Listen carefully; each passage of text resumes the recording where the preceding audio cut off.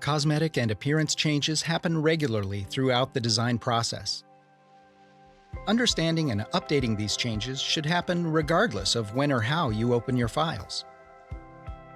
SOLIDWORKS 2022 now automatically resolves lightweight components that have had graphical or appearance changes, regardless if any features have changed since the components were last saved.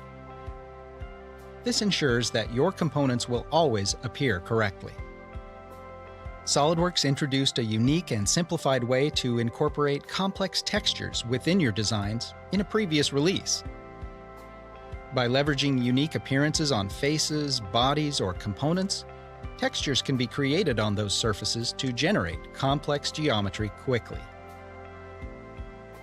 SOLIDWORKS 2022 delivers increased performance and responsiveness when creating these oftentimes complex and highly detailed textures, meaning you can use them in more places without sacrificing performance.